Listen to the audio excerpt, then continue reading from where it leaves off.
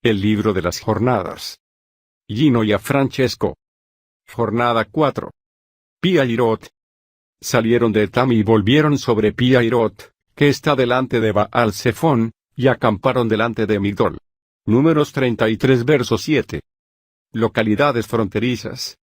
Comenzamos esta jornada yendo al libro de Números, capítulo 33, versículo 7.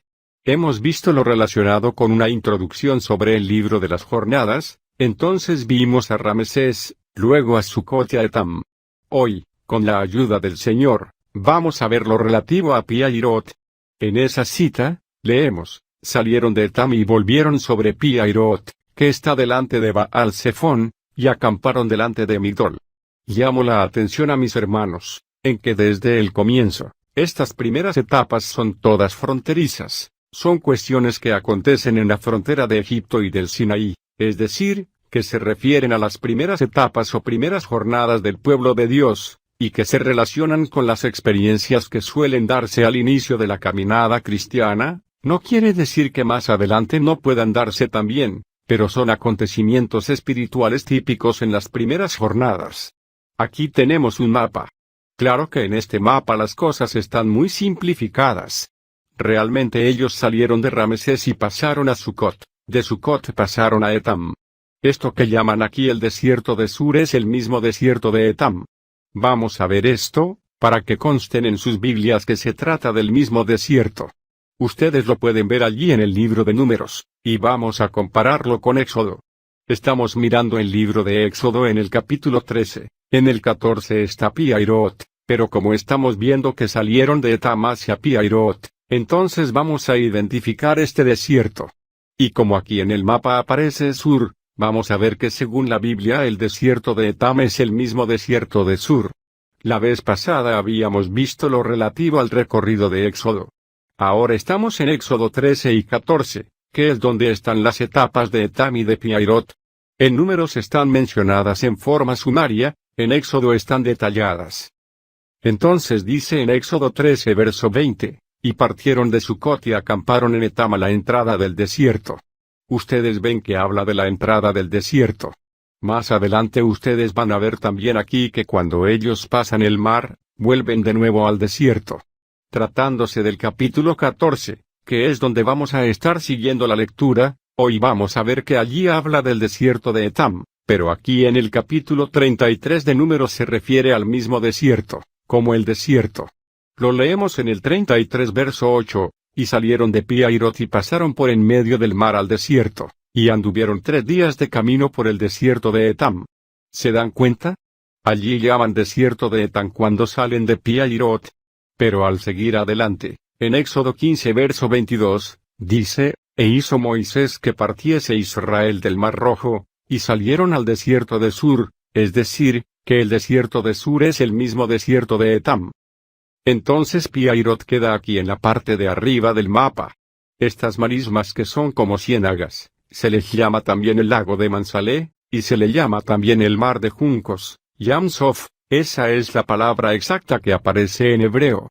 Se refiere, no a esta parte del mar Rojo que vemos abajo, a esa parte llegaron después, al mar Rojo que se ve en esta lengua desde el Golfo, sino que se refiere por ahora a esta parte de arriba.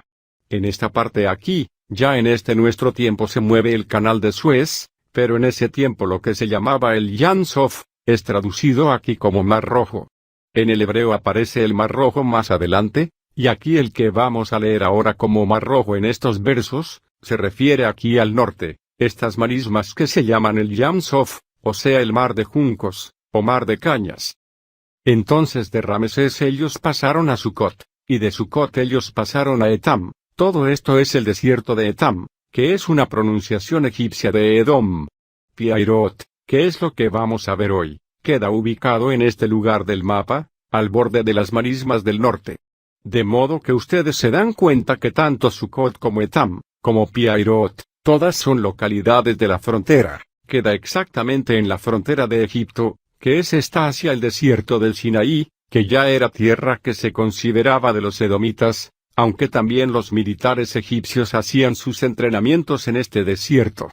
Pero toda la ubicación en cuanto a Sucot, Etam y Pi-Hahirot, son fronterizas, y representan experiencias espirituales de los comienzos de la fe cristiana. Claro que pueden repetirse algunas de esas experiencias más adelante, pero lo típico es que sean experiencias que se presenten en el principio. Una estrategia de Dios y las experiencias del pueblo. Para entender un poco mejor el contexto de Pi-Hahirot, vamos a Éxodo, capítulo 14, donde encontramos el desarrollo y la explicación de lo que está resumido en Números 33 verso 7. Es decir, que en Números la palabra se limita a decir, salieron de Etam y volvieron sobre Pi-Hahirot. Ya ustedes saben dónde es Etam, entonces Éxodo amplía los detalles. Noten esa parte, ellos venían de Ramesés a Sucot y luego a Etam.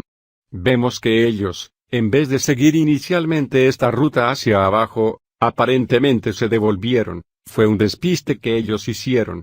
Ellos subieron de nuevo. Volvieron. Esa vuelta fue hacia el norte, volvieron hacia Pi-Hahirot.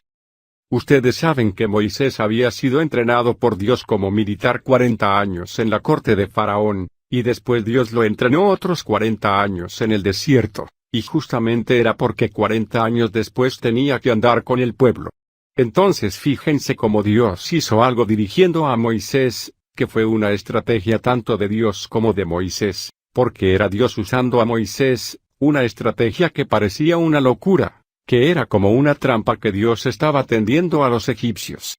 Dios estaba tendiendo una trampa a los egipcios.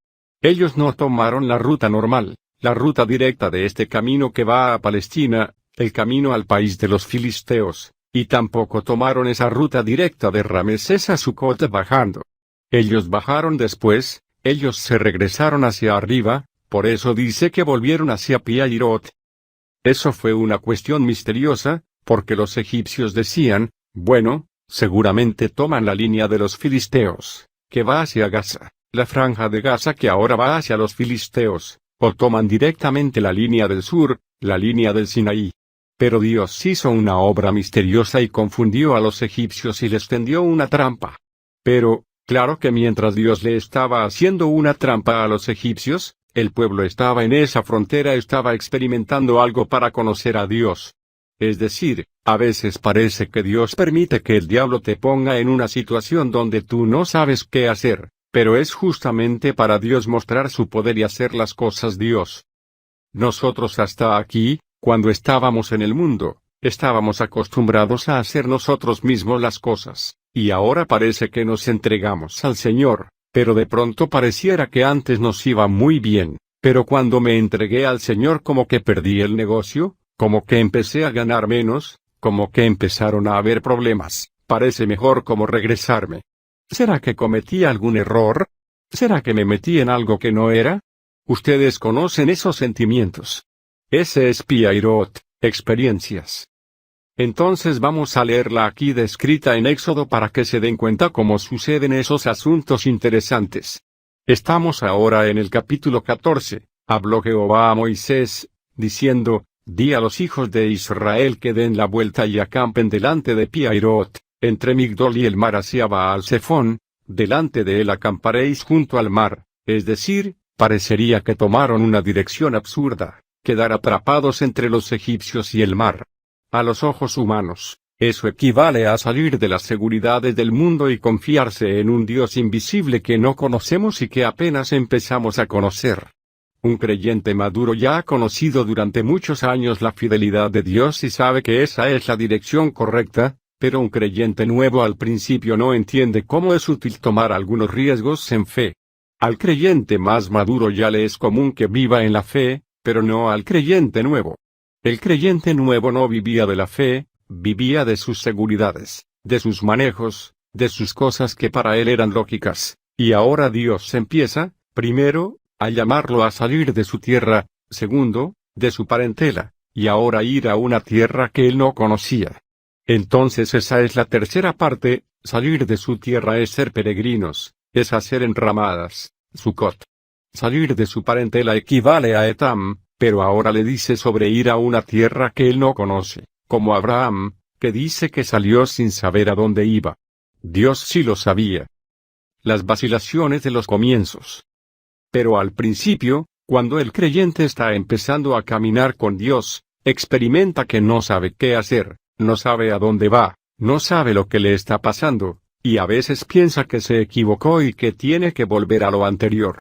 Nunca le visitaban los mormones ni las sectas heréticas, pero tan pronto le evangelizaron, empiezan a venirle toda clase de cosas y queda confundido. No sabe para dónde va a agarrar, si para adelante o para atrás. Pero fíjense en esa experiencia de dar la vuelta y despistar al enemigo. A Pi-Hahiroth en la Edad Media se le llamaba Airut, hoy en día en Egipto se llama Yangerut, y la raíz pi no es una palabra hebrea sino un artículo egipcio. Una palabra con sentido egipcio que significa lugar de juncos y ustedes saben lo que son los juncos en la Biblia. Dice que son como las cañas que ondean a merced del viento. Es el lugar de los juncos, es el lugar de las vacilaciones. Cuando el Señor decía de Juan el Bautista en Mateo 11 verso 7, ¿acaso ustedes creen que Juan el Bautista es un hombre llevado por los vientos, una caña sacudida por el viento? No. Por eso Dios le cambió el nombre a Simón y le puso Pedro, para que dejara de ser una caña meneada por el viento y llegara a ser una piedra, una roca. Pero un junco es una caña meneada por el viento, y eso es lo que representa Pi-Hahiroth, esa experiencia de vacilación, una experiencia de duda. ¿Será que estoy bien o mal? ¿Será que me metí en algo que no era? Antes me iba bien en todo, pero ahora miren lo que me pasa. Leamos la descripción y veamos lo que es esta experiencia para los hermanos nuevos. Especialmente los nuevos a veces vacilan como las cañas meneadas por el viento, como los juncos. Ese es Pi-Hahiroth. Di a los hijos de Israel que den la vuelta y acampen delante de Pi-Hahiroth, entre Migdol, lo que significa torre, y el mar hacia Baal-Zephón, delante de él acamparéis junto al mar.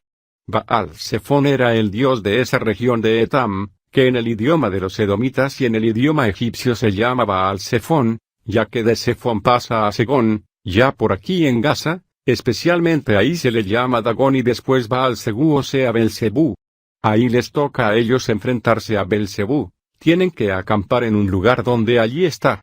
En Migdol, la torre, estaba nada menos que el templo de Baal-Zephón, es decir, Baal-Zephón era el lugar, y Migdol, donde estaba el templo de Baal-Zephón, también a veces le llaman Baal-Zephón, o sea en femenino, o a veces en masculino se refiere a Belzebú, el señor de las moscas, ese príncipe satánico. Entonces allí vemos la experiencia que ellos tenían que enfrentar, la resistencia del maligno, la conjunción de malignos, las vacilaciones, las cavilaciones meneándolos de un lado para el otro. Ese es Pi-Hahiroth, una situación creada por Satanás. Pero el Señor hizo eso a propósito, y aquí dice por qué lo hizo. Di a los hijos de Israel, es Dios el que dirige las cosas así, Dios es quien a veces hace que pases por una experiencia donde te ves obligado a conocer a Dios. Antes no estabas acostumbrado a ver lo sobrenatural, vivías en lo natural, en lo común y corriente, en una situación que tú podías manejar, en todo te iba bien, pero ahora me hice cristiano. ¿Por qué Dios permite esto? ¿Será que me equivoqué? Entonces empiezas a tener unas experiencias donde Dios mismo te conduce a ellas para Él hacerse conocido. El propósito es Dios mostrar que cuando todo parece que está en contra de ti, alguien que tú no estabas acostumbrado a que metiera la mano, metió la mano. Todas esas son experiencias de la frontera, de los comienzos. Dios lucha por nosotros. Es Dios quien habla aquí, Dios es el que dice di a los hijos de Israel que den la vuelta, o sea que se tornen. Ellos venían de Ramesés, arriba, hacia Sucot, abajo, y Etam por ahí cerca, y luego tienen que subir de nuevo arriba a Pi-Hahiroth, dar la vuelta. Son movimientos erráticos, seguramente los egipcios habrán pensado, pero estos están locos. Van para allá, ahora bajan para acá, ahora suben para acá. No, ya los tenemos seguritos. Miren dónde fueron a parar, mírenlos donde están. Y allá se fueron, pero aquí fue donde el Señor agarró a los enemigos. Justamente esa era la carnada de Dios. Cuando parece que el diablo te llevó al borde, allí es cuando Dios actúa y ellos son esparcidos. Esa es la carnada de Dios para los enemigos. Dice, porque Faraón dirá de los hijos de Israel, encerrados están en la tierra, el desierto los ha encerrado, Pues el diablo los vio a ellos en una situación difícil y el diablo dijo, los he encerrado, aquí ya los tengo, aquí los tengo seguros. Pero miren lo que dice Dios, y yo endureceré el corazón de Faraón para que los siga, y seré glorificado en Faraón y en todo su ejército, y sabrán los egipcios que yo soy Jehová. Y ellos lo hicieron así. Vemos que Dios mismo es el que está permitiendo al diablo hacer lo que es, creyendo que ya los tiene en el momento de la lucha, de la vacilación inicial, es el momento difícil, allí el diablo cree ya tenerlos. Cuando todo parecía estar en bandeja para Satanás, allí el Señor dice, soy yo, todavía el pueblo no, todavía Israel no lo entiende bien. Pero los egipcios lo entienden muy bien, los demonios saben qué fue lo que pasó. Son experiencias fronterizas. Y dice, y fue dado aviso al rey de Egipto, que el pueblo huía, y el corazón de Faraón y de sus siervos se volvió contra el pueblo, y dijeron, ¿cómo hemos hecho esto de haber dejado ir a Israel, para que no nos sirva? Es la resistencia, es la lucha de los demonios para impedir el avance de los que están comenzando su caminar. Ese es el conflicto. Y unció su carro, y tomó consigo su pueblo, y tomó 600 carros escogidos, y todos los carros de Egipto, y los capitanes sobre ellos. Y endureció Jehová el corazón de Faraón rey de Egipto, y él siguió a los hijos de Israel, pero los hijos de Israel habían salido con mano poderosa.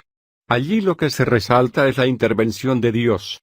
Cuando empiezas a salir del modo de vida natural, empiezas el modo de vida espiritual, el modo de vida de fe, donde se dan las situaciones más absurdas. Ves la mano de Dios, y ya no es lo humano, ya no es lo acostumbrado.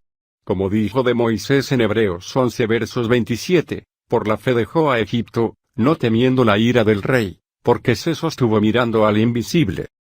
Siguiéndolos, pues, los egipcios, con toda la caballería y carros de Faraón, su gente de a caballo, y todo su ejército, los alcanzaron acampados junto al mar, al lado de Pi-Hahirot, delante Baal-Zephón. ¡Qué experiencia!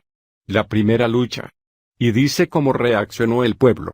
Y cuando Faraón se hubo acercado, los hijos de Israel alzaron sus ojos, se habían olvidado de la nube, se olvidaron de la columna de fuego, se olvidaron de las plagas, y he aquí que los egipcios venían tras ellos, porque los hijos de Israel temieron en gran manera, y clamaron a Jehová.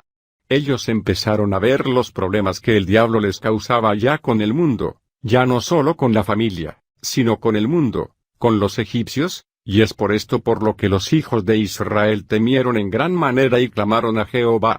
Quizás si no hubieran temido, no habrían clamado, a veces temieron, pero clamaron. A veces el Señor debe permitir que pasemos por situaciones donde no sabemos para dónde agarrar, para que clamemos y empecemos a aprender a depender de Dios y no de nuestros acostumbrados manejos de siempre. Y dice, y dijeron a Moisés, ¿no había sepulcros en Egipto, que nos has sacado para que muramos en el desierto? ¿Por qué has hecho así con nosotros, que nos has sacado de Egipto? Clamaron a Dios, pero se van a dar cuenta que ese clamor no fue como muy convincente al principio. Aquí empezaron a quejarse delante de Moisés. Note, allí está el combate. ¿Cuántos hay que en cierto momento piensan que se equivocaron, y que lo mejor era volver, y algunos vuelven? Es decir, empezaron a dudar. ¿Por qué nos sacaste de Egipto para venir a morir aquí? Antes me iba mejor, antes no era cristiano y me iba bien, pero ahora, ¿qué es lo que me está pasando? Es que el diablo arremetió con todo, y Dios fue el que permitió eso, pero con un propósito. La persona todavía no entiende los caminos de Dios, esos son los caminos de Dios. Estas jornadas son los caminos de Dios. Le decían a Moisés, ¿no había sepulcros en Egipto, que nos ha sacado para que muramos en el desierto? Ellos no creen que Dios realmente los va a guiar, se les sobrepone el problema de tal manera que piensan que es mejor volver a la normalidad antigua. Por causa del conflicto, del momento del conflicto y de tensión se busca a quién culpar, porque cuando eso ocurre con nosotros, se les echa la culpa a los líderes, pero fue Dios el que dijo, fue Dios el que los dirigió a algo que parecía absurdo, pero claro. Ellos no veían a Dios, ellos clamaban a Dios pero con poca fe, y van a empezar a conocer a Dios. Ese es Pi-Hahirot. Actuando en fe. ¿No es esto lo que te hablamos en Egipto, diciendo, déjanos servir a los egipcios? Porque mejor nos fuera servir a los egipcios, que morir nosotros en este desierto. Y Moisés dijo al pueblo, no temáis, estad firmes, no seáis juncos, cañas meneadas por el viento, y ved la salvación que Jehová hará hoy con vosotros, porque los egipcios que hoy habéis visto, nunca más para siempre los veréis. Jehová peleará por vosotros, y vosotros estaréis tranquilos. Miren la diferencia, había temor, vacilación, pero el Señor está ahí para hacerse conocer. Yo soy digno de confianza, es hora de que ustedes ahora crean en mí. Hasta aquí no están acostumbrados a confiar en mí, todavía confían en su cuenta corriente, en sus parientes, en su trabajo. Algunos están confundidos. Primer escalón, no temáis. Segundo escalón, estad firmes. Tercer escalón, ved la salvación. No temáis. Dirán ellos, pero, ¿cómo no vamos a temer, si aquí está el mar, y allí están los egipcios? Tú nos condujiste aquí, Moisés, tú eres el culpable. No temáis y estad firmes y ved la salvación. Hasta hoy estábamos acostumbrados a salvarnos a nosotros mismos, pero ahora empezaremos a conocer a Dios. Jehová hará hoy con vosotros una gran salvación, porque los egipcios que habéis visto nunca más para siempre veréis, y Jehová peleará por vosotros y vosotros estaréis tranquilos, es decir, cuando vemos a Dios peleando nos viene la confianza. Entonces Jehová dijo a Moisés, ¿por qué clamas a mí? Di a los hijos de Israel que marchen. Es decir, el mismo Moisés estaba clamando, y Dios le dice que cambie de actitud, de clamar a una actitud de fe activa, en vez de estar temiendo. Actúe en fe. Que marchen, pero ¿para dónde? Y tú alza tu vara, y extiende tu mano sobre el mar, y divídelo, y entran los hijos de Israel por en medio del mar, en seco. Ya no es cuestión de estar temiendo sino de actuar en fe, utilizando la fe activa de Moisés. Y note una cosa, a veces uno se queda orando pero no siempre la oración es fe, porque a veces la oración solo expresa incredulidad. Señor, pero, ¿por qué permites esto? Pero, ¿por qué estoy en esto, Señor? Te he pedido y tú no me oyes, no me contestas. ¿Por qué clamas a mí? Dile al pueblo que marche, y tú alza tu vara y divide el mar. Es como si Dios dijera a Moisés que dividiera el mar, pero, ¿quién, Señor, ha dividido nunca el mar? Pero, ¿no soy yo contigo? Pero es contigo, tú tienes que dividirlo. Pero, ¿yo lo voy a dividir? Sí, tú, divídelo tú. Pero, ¿eres tú o soy yo, Señor? Clama a mí y yo clamo a ti. Eso es actuar en fe. Y he aquí, yo endureceré el corazón de los egipcios para que los sigan, y yo me glorificaré en Faraón y en todo su ejército, en sus carros, y en su caballería, y sabrán los egipcios que yo soy Jehová, cuando me glorifique en Faraón, en sus carros y en sus gente de a caballo. Y el ángel de Dios que iba delante del campamento de Israel, se apartó e iba en pos de ellos, y asimismo la columna de nube que iba delante de ellos se apartó y se puso a sus espaldas, e iba entre el campamento de los egipcios y el campamento de Israel, y era nube y tinieblas para aquellos, y alumbraba a Israel de noche, y en toda aquella noche nunca se acercaron los unos a los otros. Es como si a Israel le tocara el fuego y a los egipcios el humo. Todos los creyentes nos acordamos de aquella noche. Ese fue Dios. ¿Cómo fue que pudimos pasar esto? Porque la nube del Señor era luz para unos y confusión para otros. Y extendió Moisés su mano sobre el mar, e hizo Jehová que el mar se retirase por recio viento oriental toda aquella noche, y volvió el mar en seco, y las aguas quedaron divididas. ¿Saben una cosa? Los meteorólogos de Egipto saben que a veces hay vientos tan fuertes que hasta eso se repite un poco, solo que en aquella ocasión fue de una manera más fuerte, de una manera sobresaliente, especial.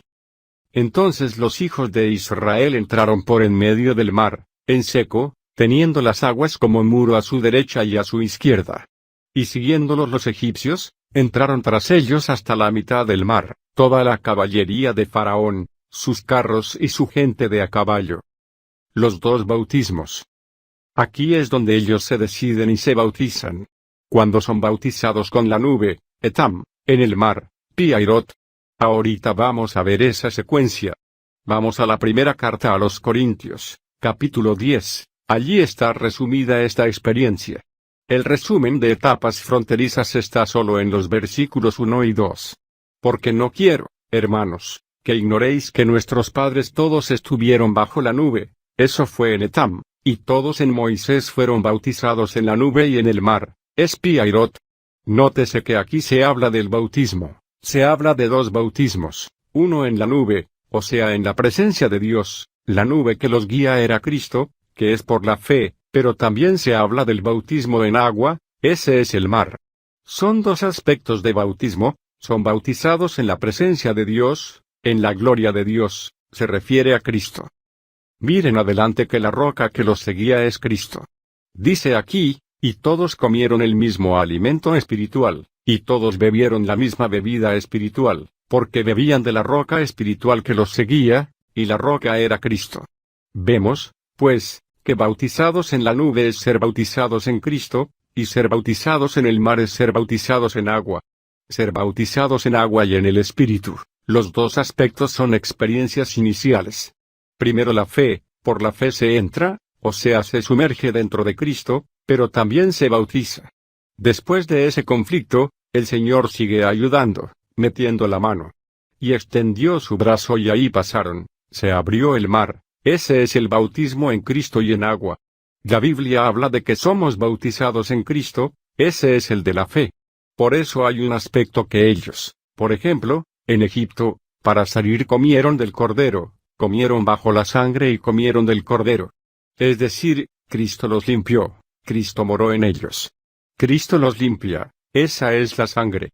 Ahora Cristo mora en ellos, se comieron el cordero, ahora moran en Cristo, son bautizados en la nube, ahora son bautizados también en agua, pasan el mar. Quiere decir que el cruce del Mar Rojo se corresponde con el bautismo en agua, porque el bautismo en agua es el que hace la separación de ti y el mundo. Antes de bautizarte tú eras como todos, pero creíste, ahí está el bautismo en la nube y fuiste bautizado. El bautismo en agua quiere decir, cruzaste el Mar Rojo, cruzaste la frontera, ahora estás definitivamente adentro, tomas una decisión pública, ya dejaste Egipto definitivamente. Hasta aquí era la frontera, ese es el punto fronterizo. Al cruzar Piairot de aquí para acá, entonces ahí la persona ya está fuera de Egipto, o sea fuera del mundo. Cuando la persona ha creído, se ha salvado, pero todavía lo pueden considerar en el mundo como uno de ellos. Pero cuando se bautiza esa persona, dijo, yo crucé la frontera, antes yo era del mundo pero ahora yo me bauticé. Ese bautismo en las aguas está representado en Moisés, por eso dice, y todos en Moisés fueron bautizados en la nube, que representa el bautismo en Cristo, y en el mar, que es el bautismo en agua. Toda esa es la experiencia fronteriza de Piairot. Primero salieron de Etam y llegaron a Piairot y empiezan a sufrir las vacilaciones, las luchas, hasta que el Señor con mano poderosa sopla su viento y el viento del Señor es del Señor, pero a través de la decisión tuya. Eso es lo curioso. Moisés, tú alza la mano, no sigas clamando a mí, esto te toca a ti. Alza la mano y el mar divídelo tú. Si tú lo divides, yo lo divido. Moisés alzó su mano y el soplo de Dios pasó a través de la decisión de fe. La decisión de fe de Moisés fue el canal para el soplo del Espíritu de Dios, y él empezó a abrir camino donde no había camino.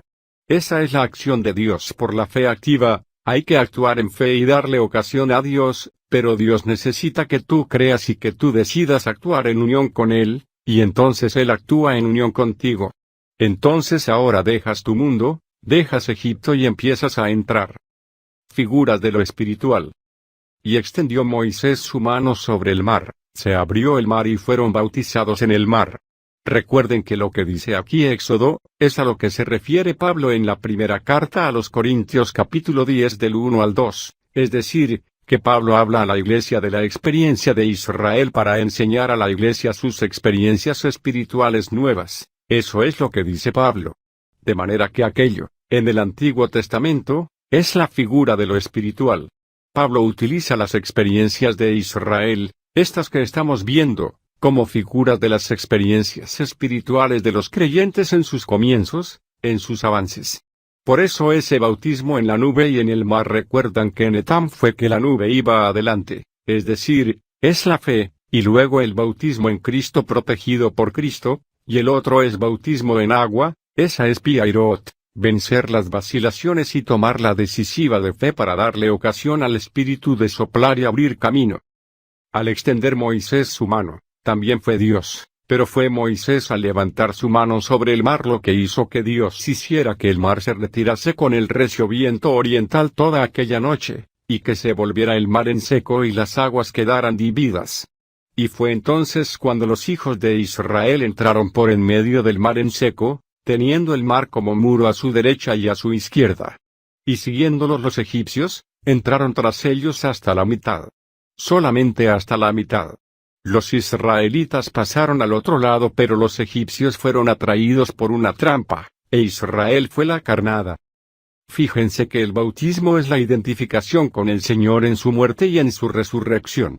Fue ahí cuando Satanás mató a Jesucristo y quedó sin ayuda. El Señor permitió que heredásemos una condición caída en la cual tiene parte Satanás, pero cuando nos identificamos con el Señor, Satanás es juzgado en nosotros, porque lo de Satanás está en nosotros, está en nuestra carne, pero cuando decidimos entregarnos a Cristo y morir con Cristo, quien es juzgado es Satanás. Por eso el que está en Cristo juzga a Satanás en su propia carne, y aunque sienta el mal en sí mismo, dice, no estoy de acuerdo contigo, antes sí, ahora no, ahora me aborrezco a mí mismo. Señor Jesús, ayúdame. Entra Jesucristo en ti y ahora Él te ayuda a vencer lo que tiene Satanás, y Satanás es juzgado.